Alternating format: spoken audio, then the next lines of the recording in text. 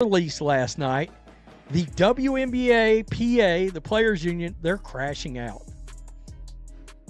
They're crashing out, and they look less and less professional by the moment. Fans are recognizing this. There are things that they cannot keep this from getting. Everyone looked at this season and saw what felt like a fairy tale, with sold-out arenas, merchandise flying off the shelves, and television ratings smashing records that had stood for decades, giving the casual observer the impression that the WNBA was not just surviving but finally thriving. It felt like the long-awaited turning point where women's basketball would stand firmly on its own and claim a dominant place in the sports landscape. Yet while cameras focused on rookie sensations and non-stop highlight reels, a very different reality was unfolding behind the scenes.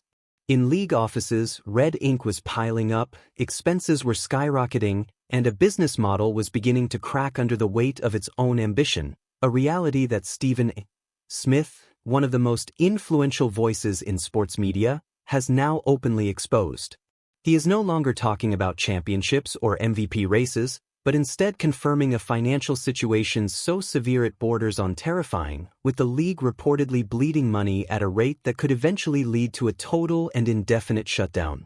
This is not about a bad quarter or a temporary dip in profits, but an existential crisis that threatens to erase the league just as it appears to be finding its footing, with phrases like "goodbye forever" quietly circulating in serious sports commentary. Stephen Smith has laid out facts that paint the picture of a league spending like a billionaire while earning like a startup, as the gap between social media hype and team owners' bank balances reaches a breaking point, raising the uncomfortable question of what happens when those writing the checks decide they have had enough. The timing makes this even more alarming because it is happening in what was supposed to be the league's golden era, fueled by headlines around the Caitlin Clark effect and millions of new viewers tuning in. Yet popularity has not translated into profitability. According to reports cited by Smith, despite record attendance, the WNBA is projected to lose around $50 million this year alone, an almost unbelievable outcome considering this is the most visible season in league history. The explanation lies in infrastructure and cost, as growth brought major financial demands, with players rightly pushing for better treatment and a more professional experience comparable to the NBA. But upgrading from survival mode to a luxury standard comes at a massive price. Smith has stressed that while revenue has increased, it has not kept pace with the explosion in operating costs, creating the classic trap of expanding too quickly and writing checks based on future expectations that have not yet materialized. That shortfall now sits like a massive hole in the balance sheet, and the people expected to fill it are growing uneasy. This leads to the most uncomfortable truth Smith continues to highlight: the long-standing reality that the WNBA has never been fully self-sustaining and has relied heavily on subsidies from the NBA, whose owners control roughly half the league and have absorbed losses for more than 25 years. While the NBA viewed this as an investment in growing the game, patience has limits, especially when losses balloon from manageable levels to tens of millions while players publicly demand more compensation. Smith warns that this tension between owners looking at losses and players seeing leverage in ratings is on a collision course, particularly if NBA owners decide the cost and conflict are no longer worth it, because without that subsidy, the league would cease to exist almost overnight. Adding fuel to the fire is the charter flight decision, long demanded by players for safety and recovery reasons, which, while justified, dramatically increased expenses by tens of millions and accelerated the financial crisis before new media deals could offset the cost. Smith has called it a premature luxury, one that gave players what they deserved but pushed expenses dangerously close to the point of no return, leaving owners staring at flight bills and mounting losses while questioning whether the model is viable at all. Beyond finances, Smith also points to internal cultural tension, particularly surrounding jealousy and division as new rookies like Caitlin Clark and Angel Reese brought unprecedented attention, a moment that could have unified the league but instead exposed fractures that complicate an already fragile situation. We saw hard fouls, petty media comments, and an overall sense of resentment from established stars toward the newcomers, creating a negative tone that Stephen Smith has repeatedly criticized as self-destructive. He has gone on air numerous times arguing that WNBA veterans are sabotaging their own financial future, pointing out that revenue ultimately comes from fans, and alienating those fans by targeting the very players they tuned in to watch is a basic marketing failure. Time and again this season, incidents made the league appear petty and divided, and Smith argues this kind of infighting pushes sponsors away, as major corporate brands prefer positive, empowering narratives rather than toxicity and jealousy. By mistreating what he calls the golden goose, veterans risk driving away the revenue needed to close the $50 million deficit, which in turn feeds directly into the growing threat of a financial shutdown. If casual fans grow tired of the drama and viewership drops next season, revenue projections fall even further, something networks that recently signed major broadcast deals are watching closely, since they paid for a premium sports product, not a soap opera defined by internal conflict. Smith warns that if new fans feel unwelcome, they will simply return to the NBA or college sports, leaving the WNBA with its historical core audience, which has not been sufficient to cover operating costs, making the goodbye forever scenario far more realistic if the product becomes unappealing.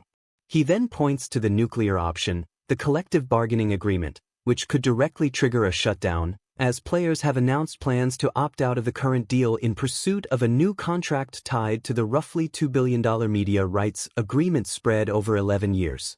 While that demand makes sense on paper, Smith highlights a critical timing issue. The new money has not arrived yet, but the debt already exists, meaning players are pushing for major raises at the exact moment the league is reporting its largest losses ever. This creates a perfect setup for a lockout, where owners shut down operations until terms are agreed upon, and history shows that financial wars in sports often lead to canceled seasons, something the WNBA is far less equipped to survive than leagues like the NBA, which had billions in reserves during past lockouts. Smith fears that even a single lost season could permanently kill the league's momentum, costing fans, broadcast slots, and cultural relevance, which is why he uses words like indefinite so deliberately. At the heart of his critique is leverage, reminding players that solvency matters more than popularity, and that the owners, particularly the NBA's Board of Governors, ultimately control the checkbook and can simply refuse to pay if demands exceed what they believe is sustainable. Most WNBA players lack the financial cushion to sit out long stretches without income, while owners can afford to wait, making the opt-out strategy especially risky. Smith also notes that if the NBA itself tightens spending due to its own challenges, the first expense likely cut would be a subsidiary losing $50 million annually, hinting that some owners are already fatigued after nearly 3 decades of subsidizing the league. If the WNBA pushes too hard, it could give the NBA an excuse to divest, raising the question of who would buy a league that currently loses tens of millions a year. Smith further frames this as a debate between gratitude and entitlement, arguing that pay is tied to revenue generated, not effort alone, and that comparing WNBA salaries to NBA contracts ignores the massive gap in global income. By overlooking the math, he believes players risk a harsh reckoning, even as optimism remains tied to the new media rights deal with Disney, Amazon, and NBC, which many see as a lifeline but which has yet to solve the immediate financial crisis.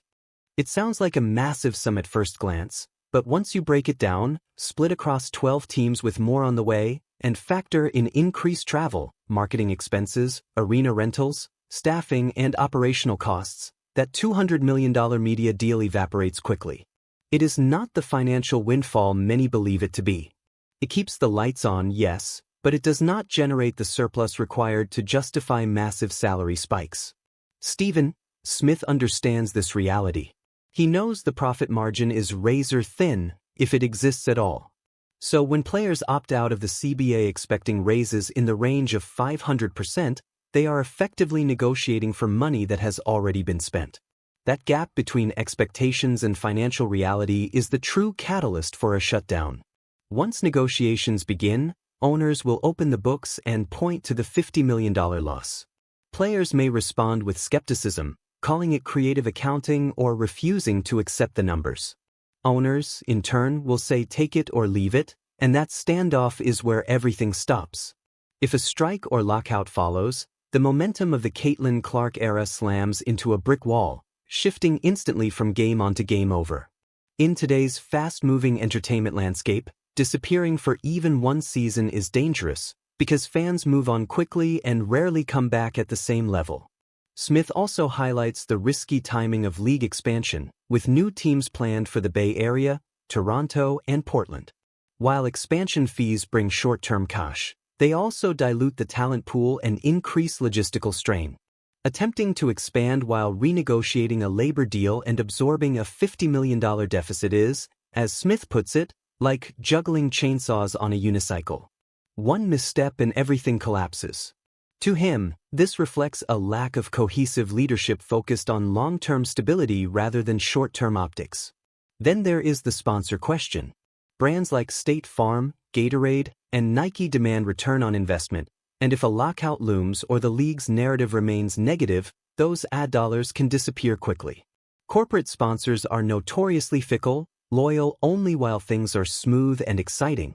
Smith warns that the combination of losses, internal conflict, and labor uncertainty makes the WNBA a risky bet, and if sponsorship money dries up, the deficit could balloon from $50 million to $70 or $80 million, triggering a financial death spiral. When Stephen A. Smith says goodbye forever, he is not predicting the league will vanish overnight. He is warning that the current model is unsustainable and cannot continue on its present path. Either players must accept that the money is not there yet, or owners must decide to stop subsidizing ongoing losses. If neither side yields, the result is an indefinite shutdown of professional women's basketball in America. Smith's frustration is evident because he genuinely wants the league to succeed and has advocated for women's sports for years, but he refuses to mislead his audience or pretend everything is fine when the foundation is cracking. In his view, the players are driving at full speed toward a cliff, convinced a bridge will magically appear before they reach it. His commentary is an attempt to grab the steering wheel and force everyone to look at the road ahead, because the bridge is not built yet. The looming shutdown is not just about money, it is about hubris, the dangerous belief that an organization is too big to fail. The WNBA is not too big to fail. It is fragile, dependent on outside support, and governed by the same economic realities that bring down businesses every day.